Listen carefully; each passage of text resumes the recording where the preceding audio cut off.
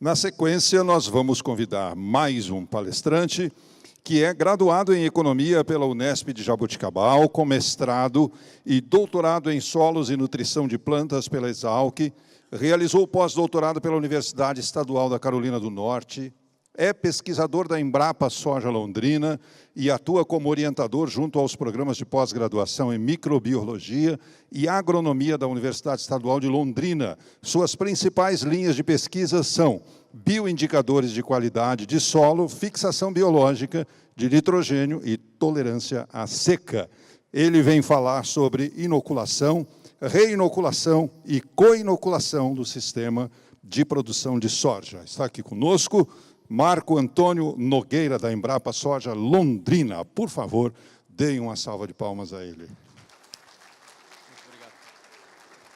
Muito obrigado pelas apresentações, por essa introdutória.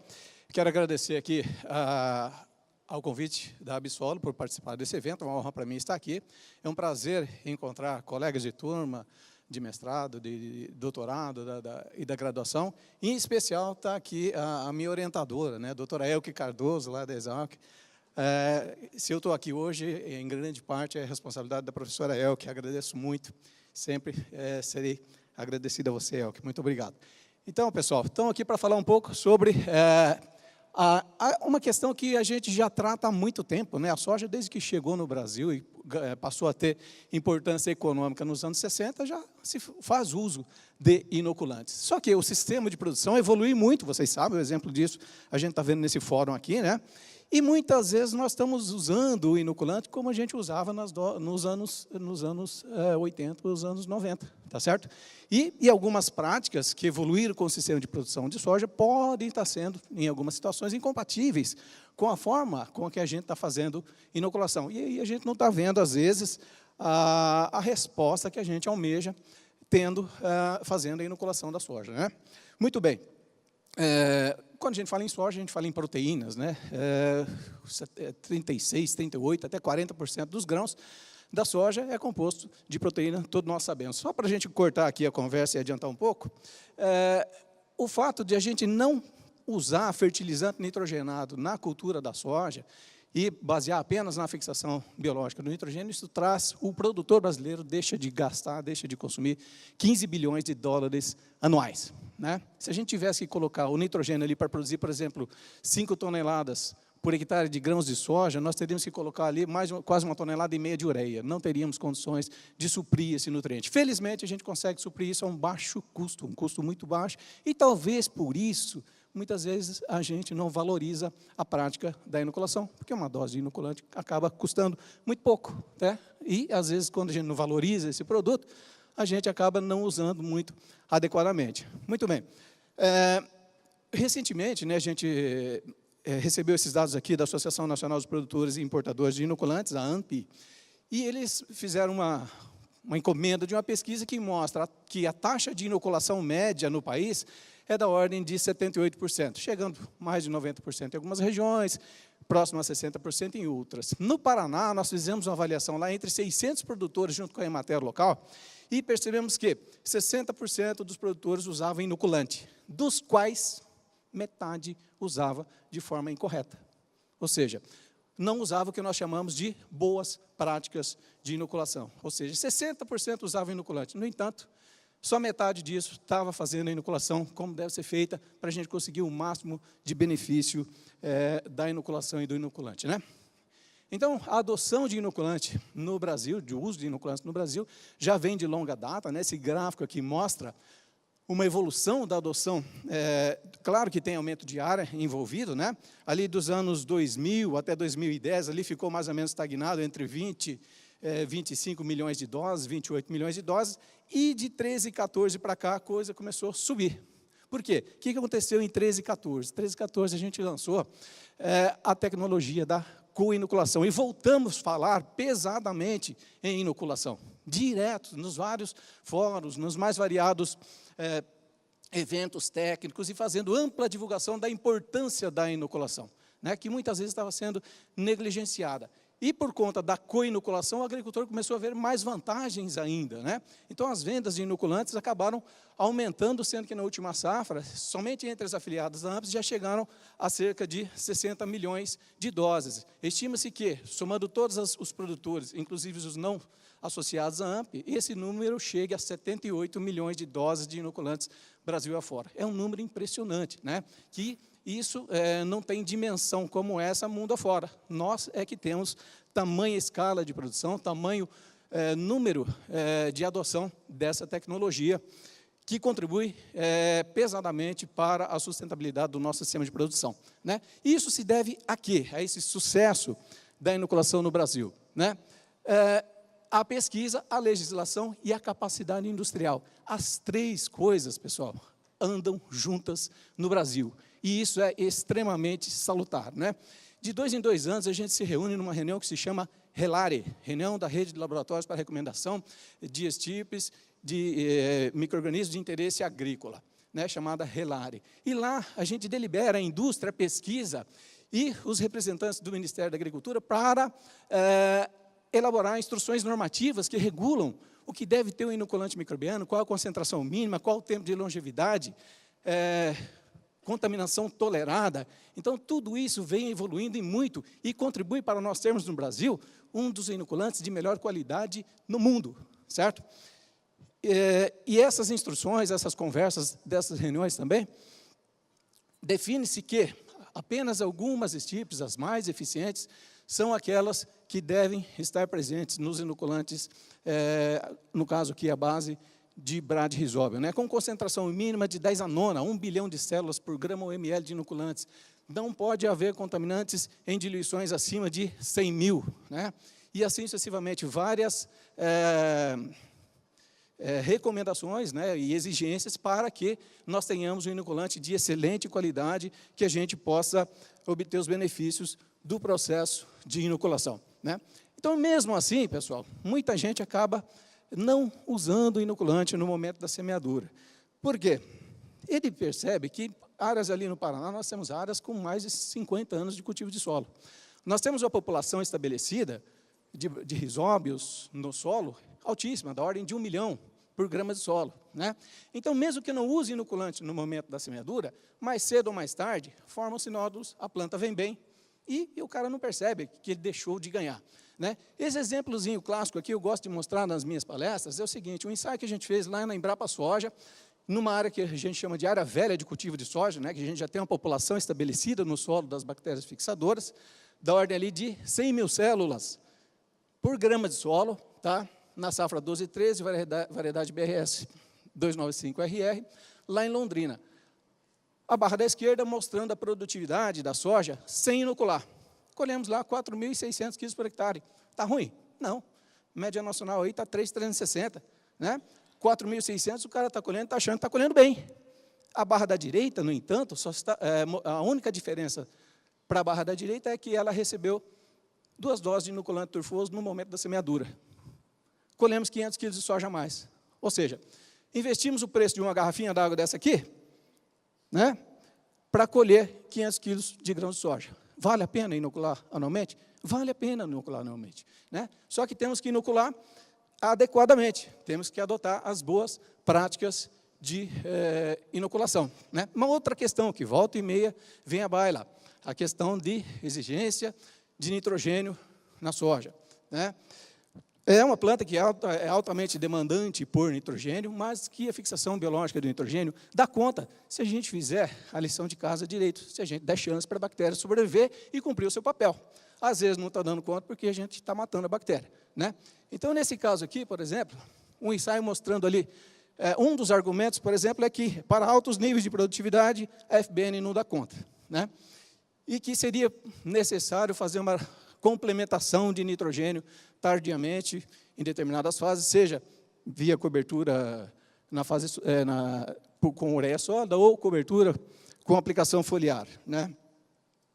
E esses resultados aqui mostram que, na verdade, não há resposta quando a gente faz uma boa inoculação, mesmo para níveis altíssimos de produtividade, níveis ali em cima de 6.300 quilos por hectare, né, ali na região de Guarapuava, por exemplo, ali no Paraná, né? Então, Seja lá qual for a fase, seja lá qual for a dose do nitrogênio aplicado, não houve resposta, desde que todas as plantas passaram por um processo adequado de inoculação, né? Outras questões, como eu disse, o sistema de produção evoluiu. Hoje, nós temos vários produtos que vão na semente da soja, inclusive inoculante, né? Então, está lá a sementinha, recebendo fungicidas, recebendo inseticidas, recebendo micronutrientes, recebendo nematicidas. Já vi caso absurdo de acarecida em semente de soja, não vamos entrar aqui nem no método da questão dos exageros. Recebe lá estimulantes, recebe grafite, pó secante, várias outras substâncias, e no meio disso tudo, o inoculante, né? Qual que é a interação entre esses produtos? E o resultado disso tudo sobre a bactéria que está lá. O único insumo vivo que está no meio disso tudo é a bactéria do inoculante, certo? Os demais são produtos químicos que podem, inclusive, ter interação negativa entre eles, certo? Mas quem sofre mais no meio disso tudo são as bactérias que estão ali no meio. Elas precisam estar vivas para funcionar. Uma célula morta não cumpre a sua função. Essa foto aqui eu tirei num giro técnico que a gente fez ali, Mato Grosso afora, né? Num barracão, chegamos num barracão, o produtor tratando a sua semente para ir para a semeadura. Anotado ali no papelão, pregado na parede, né, os produtos que ele estava aplicando, 7, 8 produtos, e ele iria ticando quanto que usava, tudo jogado dentro do baldão azul ali, inoculante no meio disso tudo, tal, misturava e pau na maquininha de tratar a semente. Num barracãozinho cada um, 35 graus lá em cima, temperatura altíssima, e achando que essa bactéria está sobrevivendo, cumprindo seu papel, né? Então, não é assim que funciona um processo de boa inoculação, né? A bactéria não sobrevive a temperaturas acima de 32 graus. Ela começa a morrer. E essa morte é acelerada na presença de químicos no tratamento de semente. Pô, mas não vou tratar mais o químico no teste? Não, não é nada disso. Continue tratando, mas tem lá um momento correto de colocar a bactéria. E outras formas de colocar a bactéria, como, por exemplo, a inoculação no suco de semeadura, para desviar dos químicos do TS, certo? Nas áreas velhas, onde a gente tem uma população estabelecida de soja, se eu inoculo ou não inoculo, eu não vejo muita diferença no visual, né? Mas eu tenho um ganho médio de produtividade da ordem de 8%. Estava lá no slide anterior. Isso eu não vejo no visual. A planta que vai dar 8% a mais, 8% a menos, eu não consigo perceber essa diferença. Mas vai para uma área nova, que não tem população estabelecida para você ver. A diferença é brutal, certo? As reduções de produtividade são altíssimas. Então, é nesses ambientes que a gente testa se um pacote de tratamento de sementes está prejudicando ou não as bactérias inoculadas. Principalmente, numa questão mais recente agora, que seriam os inoculantes longa-vida, ou para inoculação antecipada. Quanto mais tempo o inoculante fica em contato com os químicos no TS, mais chance dela sofrer algum problema e morrer, né? Ah, mas eu plantei lá na minha área, não vi diferença entre inoculado ou não inoculado, com tratamento e sem tratamento. Por quê? A área com população estabelecida não mostra. Vai para a área nova, área de areia, reforma de pastagem, 8% de argila. O que acontece? Aqui estaria o nosso tratamento não inoculado. Esse aqui eu estou apresentando apenas a produtividade relativa, dizendo que esse aqui é o nosso padrão de inoculação, ou seja, usar um inoculante turfoso, que é o padrão, para os nossos testes, na dose recomendada, tratado no momento da semeadura. Esse é o nosso padrão. Esse 100% aqui representa 4.000 quilos por hectare. Tá? Nós também colocamos um controle positivo com fornecimento de nitrogênio, que é ureia. É uma das normas lá para a gente fazer uma comparação. Se a gente observar que o inoculante perdeu para a adubação nitrogenada, algum problema aconteceu. Por isso que eu falo, a soja responde à adubação nitrogenada, só quando eu não fiz a inoculação direito. Quando deu algum problema, quando eu fiz a inoculação inadequada, a planta pode responder à adubação nitrogenada, certo? Se é econômico ou não, são outros 500. Então, aqui o nosso não inoculado, né, produziu aqui 1.600 quilos por hectare. Com ureia, 3.200. Aqui, inoculante longa-vida, o inoculante especial, com protetor celular, certo? Tratado no dia, porém, junto com químicos, ou melhor, sem químicos no tratamento de semente. Produziu igual o inoculante padrão turfoso. Tá? Só que esse inoculante na presença de químicos, mesmo tratado no dia, já deu uma baqueada. Já produziu 73%. Ou seja, caiu para 2.800 quilos por hectare. O longa-vida, com 15 dias de inoculação antecipada, porém sem químicos no TS, produziu tanto quanto inocular no dia ou inocular na hora, né, com o inoculante comum. Ou seja, o longa-vida segurou a onda sim, porém sem químico no TS. Quando botou o longa-vida mais químico no TS, metade da produtividade, de 4.000 para 2.000 quilos por hectare. Então tem que tomar muito cuidado como eu estou posicionando o inoculante. Senão eu posso estar matando e, óbvio, com a bactéria morta, eu não vou auferir os benefícios da inoculação que eu necessito. Isso aqui é uma foto aérea desse mesmo experimento, pessoal. Mostrando aqui a área do experimento, né? Vários pontinhos verdes, que são as nossas parcelas, que foi feita a inoculação na hora, ou com inoculante comum, ou o inoculante com inoculação antecipada sem químico no TS. Onde está o resto amarelo são as combinações incompatíveis. A soja não foi para frente, né? Não se desenvolveu. Então, ficou bem claro aqui nessa foto aérea, mostrando as parcelas que deram certo, e dos tratamentos que deram certo, e dos tratamentos que mataram as bactérias logo após a inoculação, né? Essa outra tabela aqui mostra para a gente o resultado de recuperação de células de Bradyrhizobia, de semente de soja proveniente de sementeiras, que estava lá para ser entregue para o produtor, né? Nós temos aqui o inoculante da marca A e um da marca B, um longa-vida, né, para inoculação antecipada, e 4 misturas de agroquímicos mais comuns aí do mercado, de 1 a 4, uma só com micronutrientes, e o inoculante B aqui, de novo, combinado com as mesmas proporções de inoculantes, de produtos químicos para tratamento de sementes aí do mercado. Um prometendo longevidade para 30 dias de inoculação antecipada, outro prometendo longevidade para 45 dias de inoculação antecipada. O que aconteceu lá no laboratório? 3 tratamentos aqui, 0. No outro tratamento, 300 células recuperadas por semente. No outro aqui, só 8 células. Nos demais, 0. O que quer dizer isso? Eu não tinha bactéria suficiente para dar uma boa nodulação, uma colonização rápida, uma ocupação dos nódulos por bactérias eficientes. Consequentemente, aqueles 8% lá eu não vou ganhar. Quanto que eu preciso ter?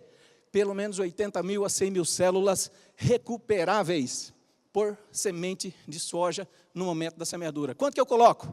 1.200.000 para sobrar. Isso para a área antiga, a área velha de cultivo de soja, né? Se for área nova, pelo menos o triplo disso, né? E eu preciso recuperar pelo menos de 80 a 100.000 células no momento da semeadura. Ou seja, isso aqui não dá resposta em ganho de produtividade atribuível à inoculação, né? Então, o que a gente preconiza é que o agricultor deve usar as chamadas boas práticas de inoculação. Uma das primeiras observações é, se o produto tem registro no Ministério da Agricultura para finalidade de uso, inoculante para soja, para cultura A, para cultura B, se tem lá o número de registro. Isso mostra que o produto é fiscalizado pelo Ministério da Agricultura, que ele passou por ensaios de eficiência agronômica, no caso do zospirilo, e para a cultura recomendada, né? Então, tem lá que ter o registro no Ministério da Agricultura. Não adianta o inoculante sair perfeito da indústria, com alta concentração, alta pureza, e eu transportar embaixo de uma lona de caminhão e deixar lá o caminhão no pátio durante o dia, setembro, outubro, chega lá 40, 45, 50 graus embaixo da lona preta, que essas bactérias desse inoculante vão sofrer aquecimento e vão morrer. Então, o inoculante sai excelente da indústria e, de repente, chega na propriedade morto, né? Mesma coisa, questões de armazenamento. Às vezes, eu deixo lá no barracão por 40 dias lá, esperando o momento de uso, mas esse barracão chega a 40 graus. Barracão de zinco, aquele calorão, né? Não adianta, a bactéria morre. Dose adequada, outra questão. Muitos agricultores, como eu disse lá, aqueles do Paraná, usam o inoculante, porém usam inadequadamente. Colocam o inoculante simplesmente por cima da caixa de semeadura. No caso, é inoculante turfoso. Onde que vai parar esse inoculante à medida que a máquina se movimenta no campo? Ele sedimenta, ele vai parar lá no fundo. Então, eu não tenho uma boa distribuição das sementes. Se eu for usar turfoso, eu tenho que distribuir adequadamente, aplicando previamente à semente uma solução grudenta, né? Uma substância adesiva para esse inoculante se aderir à semente adequadamente. O que eu preciso usar? Uma solução açucarada, a 10%. Né? E isso, então, permite que faça uma boa homogeneidade do inoculante na semente. Então, se eu tiver uma população de 300 mil plantas por hectare, as 300 mil sementes, né, considerando aí 100% de germinação, vão ter que estar uniformemente bem inoculadas. Não adianta eu ter uma semente com 5 vezes a dose e outras com meia dose ou um quarto de dose, que aí eu vou baixar a média de resposta para baixo, não é isso? Se eu usar químicos no tratamento de semente, aplicar o inoculante em segunda operação. Jamais misturar o inoculante junto com o produto químico no popular sopão, né? Tudo lá no balde, misturado e pau na maquininha de tratar sementes. Isso leva a um grande prejuízo em termos de sobrevivência das bactérias. Proteger de sol e calor, a gente já falou. Em área de primeiro ano, deve tomar cuidado redobrado em termos de químico no tratamento de semente. Uma saída seria o quê? Desvio químico desvio inoculante da semente. Trate a semente com os químicos, bote inoculante via suco de semeadura, certo? Mais para frente a gente volta a falar um pouquinho. Sementes pré-inoculadas precisam recuperar pelo menos 80 mil células por semente. Tem gente que deixa de fazer a inoculação no momento da semeadura, seja suco, seja sementes, porque, correria demais, não dá tempo de fazer, vou fazer por cima depois, né? Vou fazer foliar. Né? Coloco foliar entre aspas, por quê? Porque a bactéria, o Bradyrhizobia, não entra via folha, ele entra via raízes, via pelos radiculares, ele tem que atingir solo. Né? Então, ela não substitui a inoculação via sementes ou via suco de semeadura. Posso fazer uma aplicação depois, mais tarde, de Bradyrhizobia? Pode, mas tem que ter condição para isso. Doses elevadas, pelo menos 6 doses por hectare, solo úmido, final de tarde, umidade relativa baixa, sem radiação direta. Quando você vai encontrar essa condição para fazer a aplicação? Então, melhor garantir na semente, certo? Mas, não, ainda assim, não substitui a inoculação bem feita nas sementes ou a inoculação via suco de semeadura, tá certo? Cobalto e molibdênio, essencialíssimo, tem que colocar, é necessário, né? Como já disse aqui anteriormente, os colegas aqui já relataram, o cobalto é essencial para a síntese da cobalamina, vitamina B12, que é precursor da cobalamina, que está envolvida lá no transporte de oxigênio no nódulo. Molibdênio, sítio ativo da nitrogenase, né? Então, tem que ter. Já vi situações em que o cara inoculou, não houve resposta à inoculação, mas houve resposta a nitrogênio. Aí fomos ver teor de molibdênio foliar abaixo do nível de detecção. É lógico, aí responde a nitrogênio, certo? Não fizemos a lição de casa direito. Tá? Então, temos que dar recursos. Né? E uma mania aí que de vez em quando vem, quando o período de chuva atrasa, é o agricultor fazer semeadura no pó. Né? É um tiro no pé. Porque é a mesma coisa que se você fizer uma semeadura no pó, a semente está tratada com químico, o inoculante está lá junto, em contato com a semente, armazenada no solo, seco e quente. Mesma coisa que você pegar a semente tratada e deixar no solo seco e quente, esperando a chuva chegar. Né? Se essa chuva atrasa, quanto mais atrasa, pior é. Aqui está a sobrevivência da bactéria, né? Logo após a inoculação, 95 mil células recuperáveis. 2 horas de exposição num solo seco e quente, já caiu para 35 mil células. Aguentou lá até 4 dias, era um longa-vida, mas o ideal está aqui, ó, pelo menos 80 mil células, já caiu abaixo do ideal. Com 10 dias zerou, com 12, 13 dias zerou, com 21 dias, ninguém mais. Né? Ou seja, matou a bactéria. Né? É óbvio que, e sem falar, né, os resultados não estão aqui, mas prejudicou também a qualidade das sementes, o vigor das plantas que saíram depois. Velocidade de emergência diminuiu e o aumento de plântulas anormais diminuiu à medida que ficou exposto no solo seco e quente. Então, são práticas que depõem contra as boas práticas de inoculação. Né? E aí a gente vê esse padrão de nodulação aqui, ó, da esquerda, né? Sem boas práticas de inoculação mal feita, de qualquer jeito, junto com o químico, misturado ali tudo. E a gente vê aquela nodulação esparsa, né? Poucos nódulos na raiz principal, alguns nódulos na raiz secundária. Ao passo que esse padrão de nodulação aqui da direita mostra para a gente que, segundo a conversa do produtor, né, o agricultor, ele fala que o inoculante pegou. Né? Por quê? Ali está mostrando que a maior parte dos nódulos ali formados vieram do inoculante que foi aplicado, formando aquele padrão ali de cacho de uva. Né? Boa sobrevivência das bactérias e uma inoculação, uma nodulação precoce ali da região da coroa. Então, é esse padrão aqui que a gente tem que observar ali com 15, 20 dias de nascido. Certo? O da esquerda é ruim. E se eu tivesse padrão da esquerda, é hora de fazer a inoculação de emergência, ou seja, tentar recuperar o prejuízo que eu causei. Né? Então, o ideal é a gente observar isso aqui, ó, nesse padrão de inodulação. E aqui mostrando uma má distribuição de inoculantes, uma dose baixa, num solo de primeiro ano ali de Roraima, né? Então, mostrando que, se eu não faço uma boa inoculação, por exemplo, 2 doses só de turfosa em cima da caixa de semeadora, sem misturar adequadamente as sementes, eu vou ter ilhas verdinhas e a maior parte amarelada, ou seja, mostrando deficiência de nitrogênio, porque a inoculação não foi uniforme, né? O que eu posso fazer para compensar o problema de incompatibilidade com químicos no TS? Inocular no suco de semeadura. Eu transfiro a inoculação, mantenho o tratamento químico nas sementes, mas boto o inoculante via suco de semeadura. O que eu tenho que fazer de diferente nesse caso? Eu tenho que aumentar a dose do inoculante, né? Adaptar a semeadora com tanques de pulverização e com bicos, e esses bicos vão atrás do disco de distribuição das sementes antes da roda de cobertura. Então, antes de cobrir o suco, está injetando ali o inoculante num filete de jato contínuo para cair bem na região de deposição das sementes, aumentando, nesse caso, para pelo menos 2,5 a 3 doses por hectare, se for área velha. A área nova, pelo menos 6 doses por hectare, certo? E o ideal é que esse tanque tenha isolamento térmico, para que essa temperatura não seja ultrapassada aí dos 32 graus, né? E pelo menos 50 litros por hectare. Tem agricultor que acha, de volume de cauda, tem agricultor que acha muito, porque complica a logística de levar a água, né? Se o aplicador, se a máquina conseguir entregar menos que esses 50 litros por hectare, com uniformidade, tudo bem.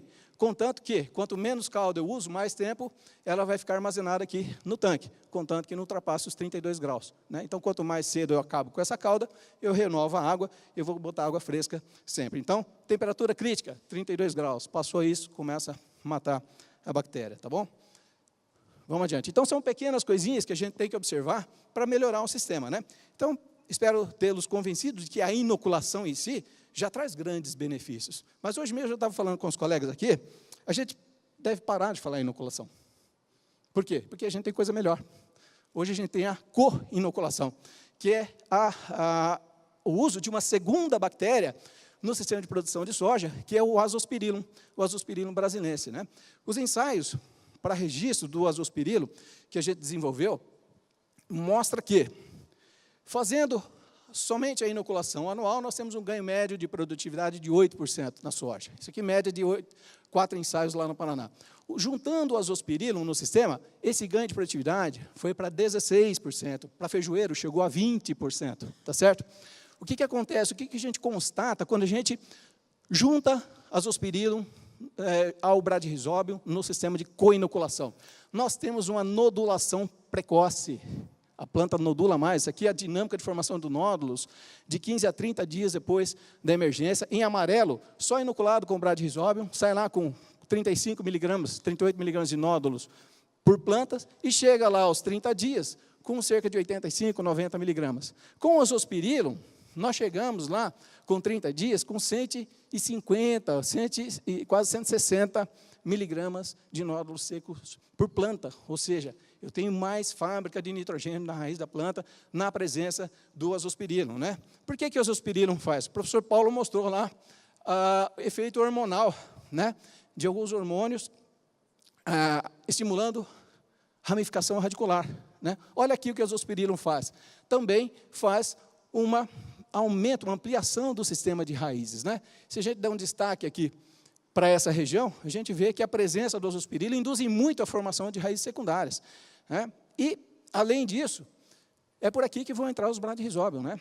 Mais raízes, mais pelos radiculares, mais sítios de infecção, consequentemente, maior nodulação, além de um estímulo fisiológico muito mais ativo nas plantas inoculadas com Azospirillum, né? Proteínas relacionadas à patogênese, proteínas relacionadas à depuração de substâncias tóxicas dentro da célula da planta, né? Então, esse efeito benéfico do Azospirillum tem um efeito sinérgico com o Bradyrhizobium. Então, resulta aí num padrão de nodulação muito mais eficiente e, consequentemente, refletindo em ganhos maiores de produtividade. Essa foto aqui vem de área de produtor. Num trabalho que a gente fez junto com a Emater lá do Paraná, na safra 2016, o produtor já não vinha usando mais inoculante na área dele há 7 anos.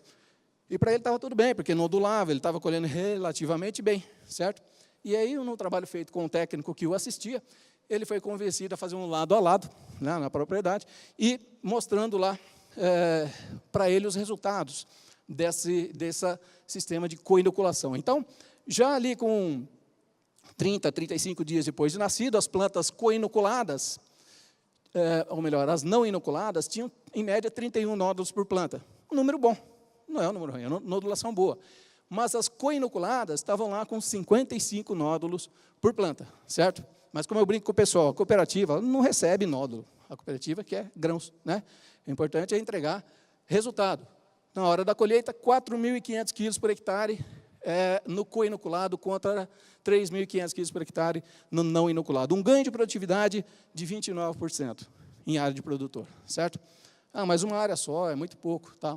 Fizemos um trabalho no ano passado, na safra 2017-2018, também com a Emater lá do Paraná, e divulgamos aqui nessa circular técnica, esses resultados, pode ser acessada lá no site da Embrapa Soja, né? embrapa.br/soja, /publicações, /fixação biológica do nitrogênio. É fácil de encontrar lá dentro. E o resultado mais interessante disso foram 37 localidades, e aqui está a produtividade relativa, comparando o ganho de produtividade, ou ali, às vezes, o não ganho de produtividade, ali no começo, né, variando aqui de -2% até +1%, +2% de produtividade pela coinoculação, né? Em alguns casos aqui, nada de resposta, isso em 37 casos. Vários casos acima de 5%, até 10%, um monte de casos acima de 10%, chegando ali a quase 25% de ganho de produtividade. Então, também varia com o ambiente, também varia com o local, né? E, em cima disso, nós fizemos um estudo econômico, só para ter uma ideia, do que o produtor estava ganhando em fazer a coinoculação. E os resultados estão aqui, ó. Coinoculados, a média de todas as áreas foi de 4.318 quilos por hectare, em média de 16 nódulos por planta, só na raiz principal, nesse caso, medido só na raiz principal, e um ganho, considerando a saca de soja naquela época, R$ 72,00, um ganho de R$ 390,00 por hectare. R$ 390,00 só fazendo a coinoculação, né? O inoculado, 4.091 quilos por hectare, em média 13 nódulos por planta, ganhando R$ 126,60 por hectare. Quanto que ele investiu aqui, só fazendo inoculação? R$ 3,00. Né? Os R$ 3,00 já estão deduzidos ali dos 126. Quanto ele gastou fazendo a coinoculação? 12 a 15, também já estão deduzidos ali dos 390, tá certo?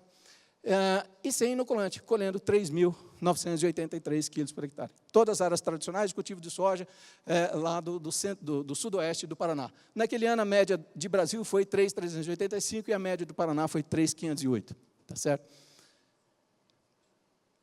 E o azospirilo no sistema.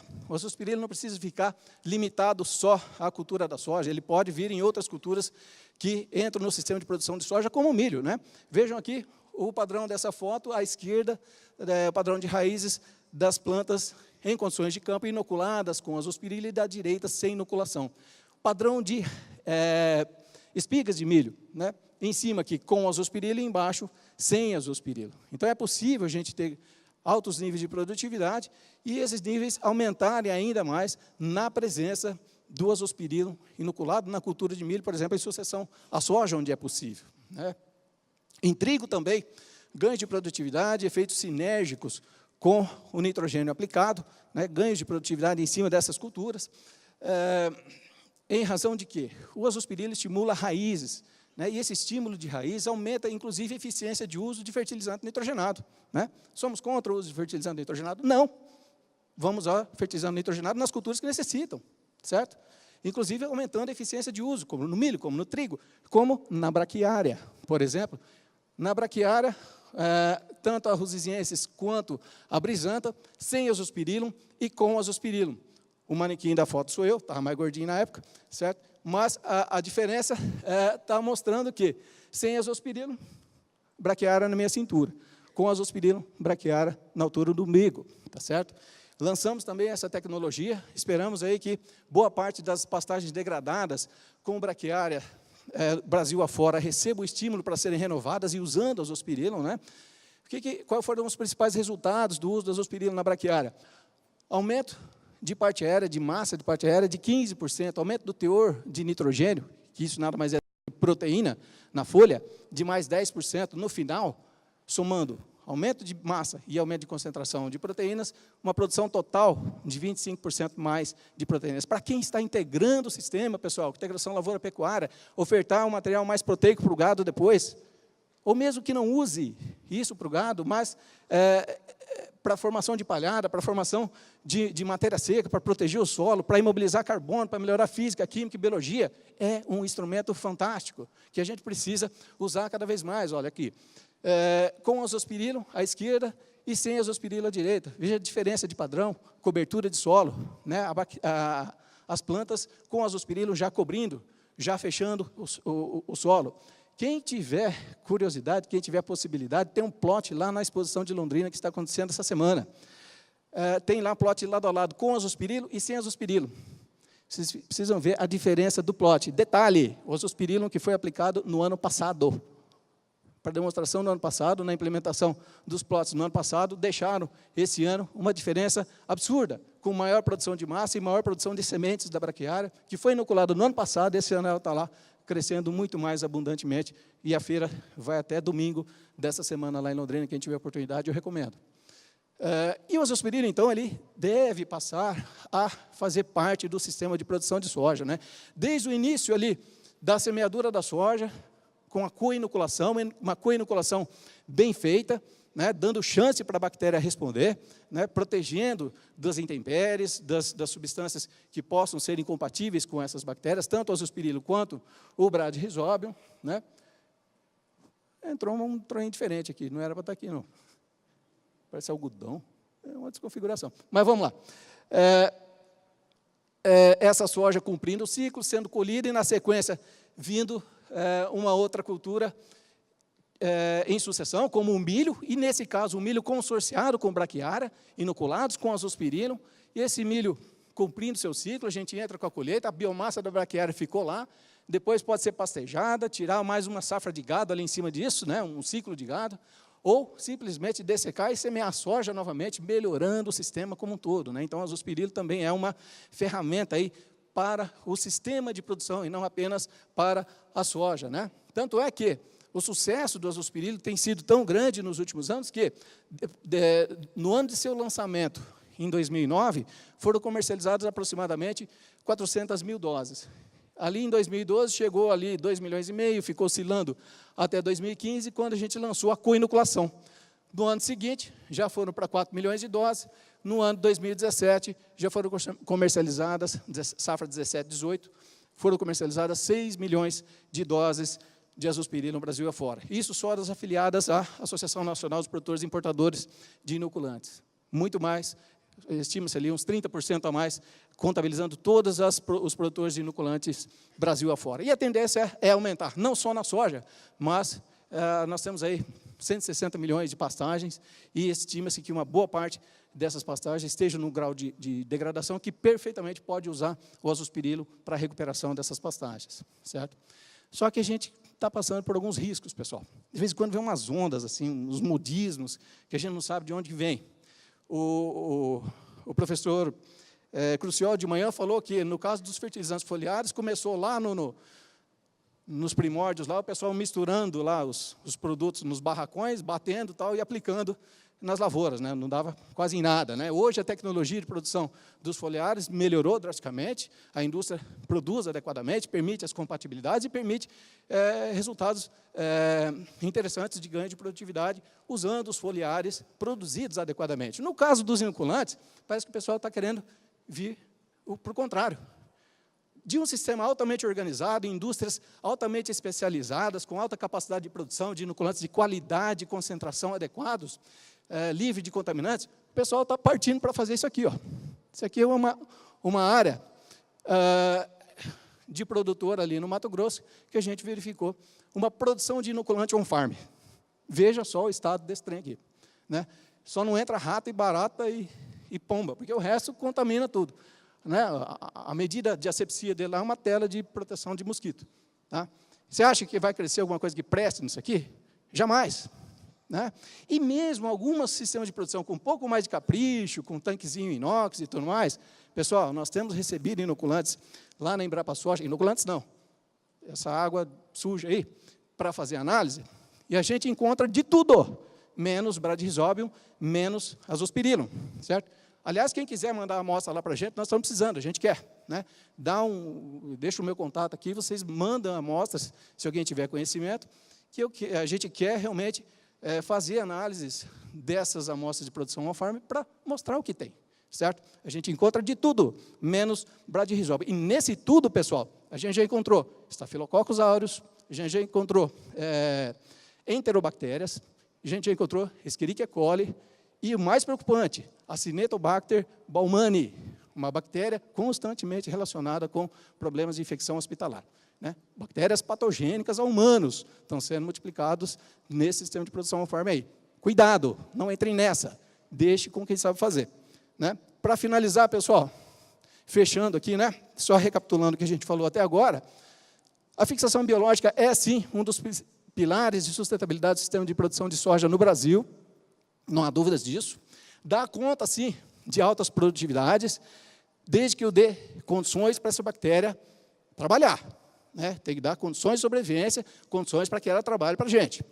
Reinocular anualmente é importante, ganhos de 8% de produtividade, cuidado com as misturas com químicos no TS. Se tiver dúvidas, inocule no suco de semeadura, desvie o químico do tanque. Aí um cara me liga lá, falou, professor, eu comprei um kit, adaptei minha semeadora, vou fazer a inoculação no suco, mas posso botar um inseticidazinho junto também? Não, cara, não faça isso. Concentre lá no TS, faça a inoculação no suco só com o inoculante, né? Não use químico junto com o inoculante. Não basta comprar inoculante, pessoal, siga as boas práticas de inoculação. E a soja não responde à adubação nitrogenada se a gente usar as boas práticas de inoculação. Se a gente estiver fazendo direitinho, não há razões para a resposta da soja à adubação nitrogenada.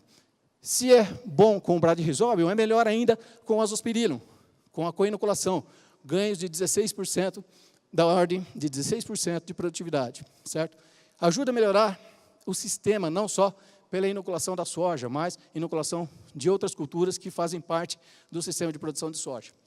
Use inoculantes de qualidade e procedência, registrado no Ministério da Agricultura, dentro da data de validade, certo? Cuidado com os aventureiros. Tem um monte de gente aí que oferece milagres, produtos custos baixíssimos, que não paga a embalagem. Fica esperto. Deixe a produção com quem sabe fazer. Esse é o recado que a gente dá para vocês, tá certo?